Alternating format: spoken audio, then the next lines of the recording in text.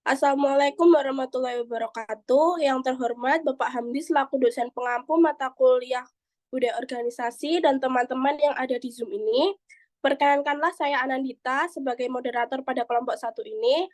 Kami akan mempresentasikan hasil kelompok kami yang berjudul What Leader Need to Know About Organizational Culture yang beranggotakan yang pertama Lauren Prastika Marvia Putri, yang kedua Hemalina Sekarjati, yang ketiga Siti Rahayu Wulandari, yang keempat Triah Nur Apriliani, yang kelima saya sendiri Anandita Gita Ardana, dan yang terakhir Maulidia Rahmadika Rahim. Baik, marilah kita mulai pembacaan hasil diskusi kami yang akan dimulai oleh Mbak Ayu, disilahkan.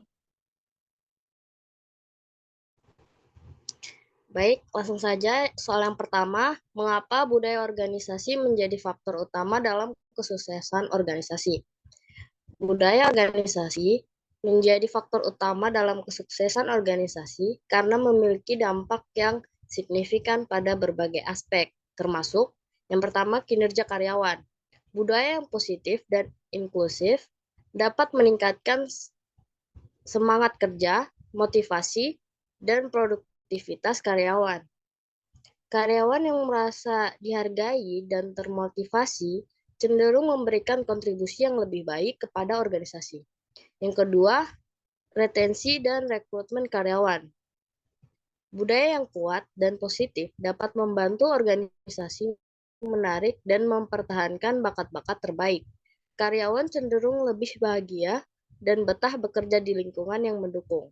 Ketiga, inovasi, yang mana budaya yang mendorong kolaborasi, eksperimen, dan pengambilan risiko yang disebut dapat memacu inovasi di dalam organisasi.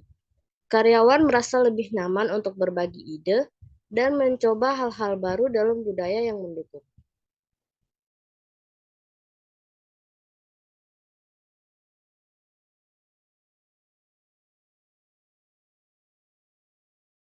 Selanjutnya yang keempat ada keputusan yang lebih baik. Budaya mempromosikan komunikasi terbuka, kejujuran, dan kerjasama dapat membantu dalam pengambilan keputusan yang lebih baik dan lebih cepat.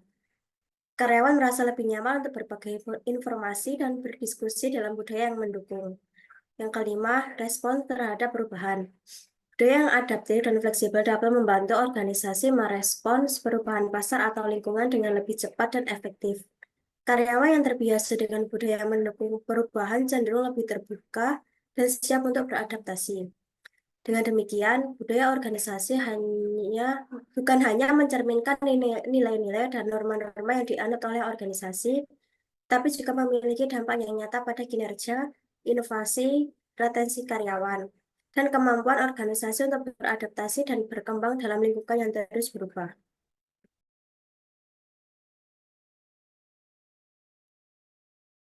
Pertanyaan kedua yaitu temuan apa saja yang perlu diketahui oleh seorang pemimpin terkait tentang budaya organisasi yang ada di dalam artikel tersebut. Yang pertama, pengaruh pemimpin dalam membentuk budaya. Pemimpin memiliki peran yang sangat signifikan dalam membentuk budaya organisasi melalui strategi, praktik, nilai, gaya kepemimpinan, dan contoh yang mereka berikan. Dampak pemimpin terhadap budaya sangat berpengaruh pada tingkat puncak. Yang kedua, dampak keputusan pemimpin terhadap budaya. Keputusan kepemimpinan dapat memiliki dampak signifikan terhadap budaya organisasi. Contoh kasus seperti Wells Fargo menunjukkan bagaimana keputusan CEO dapat mempengaruhi budaya organisasi secara negatif. Yang ketiga yaitu budaya kuat versus budaya lemah. Budaya kuat menggambarkan budaya yang memiliki pengaruh signifikan terhadap perilaku dan praktik karyawan. Sementara budaya lemah ditandai dengan norma dan praktik yang tidak jelas dan konsisten. Selanjutnya, pengaruh budaya terhadap kinerja. Penelitian menunjukkan bahwa budaya organisasi dapat memberikan pengaruh signifikan terhadap kinerja, semangat kerja, kepuasan kerja, keterlibatan karyawan, dan loyalitas karyawan. Selanjutnya, manfaat budaya yang sehat. Perusahaan dengan budaya sehat dapat mengalami peningkatan penjualan yang signifikan dibandingkan dengan perusahaan yang tidak memiliki budaya sehat. Selanjutnya, pentingnya memantau dan mengelola budaya. Membangun budaya yang kuat dan mengelola budaya organisasi merupakan hal penting yang dapat berdampak pada kinerja organisasi.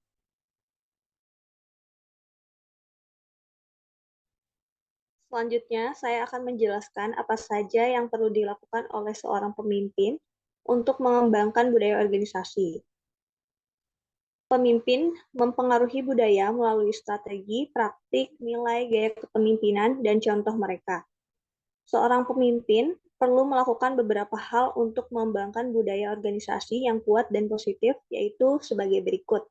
Yang pertama, menetapkan visi dan nilai inti. Seorang pemimpin dapat menetapkan visi yang inspiratif dan nilai-nilai inti yang akan menjadi landasan budaya organisasi. Contohnya, CEO Google menekankan nilai-nilai seperti mengutamakan pengguna dan berani mencoba hal baru untuk membentuk budaya inovasi perusahaan. Selanjutnya, memberikan teladan. Seorang pemimpin harus menjadi contoh dalam perilaku yang diinginkan dalam budaya organisasi. Misalnya, Warren Buffett dikenal karena integritasnya yang tinggi dan fokus pada nilai jangka panjang yang memengaruhi budaya perusahaan Berkshire Hathaway. Lalu, seorang pemimpin harus membangun komunikasi yang terbuka. Pemimpin perlu memastikan komunikasi yang terbuka dan transparan dalam organisasi. Contohnya, CEO Microsoft, Satya Nadella, sering berkomunikasi secara terbuka dengan karyawan dan mempromosikan budaya kerja yang inklusif dan kolaboratif.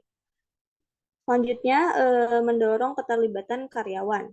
Seorang pemimpin dapat mendorong keterlibatan karyawan dengan melibatkan mereka dalam pengambilan keputusan dan memberikan ruang bagi ide-ide mereka. Contohnya, CEO Jeff Bezos menerapkan praktek holokrasi yang memberikan karyawan kebebasan untuk mengambil inisiatif dan berkontribusi pada budaya perusahaan.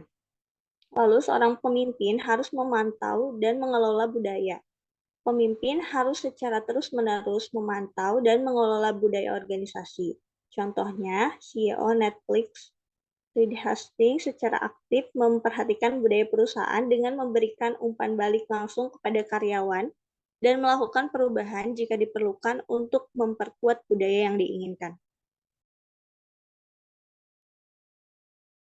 Baik, terima kasih teman-teman atas pemaparan hasil diskusinya. Itu tadi hasil diskusi kelompok kami. Ada salah kata mohon maaf. Wassalamualaikum warahmatullahi wabarakatuh.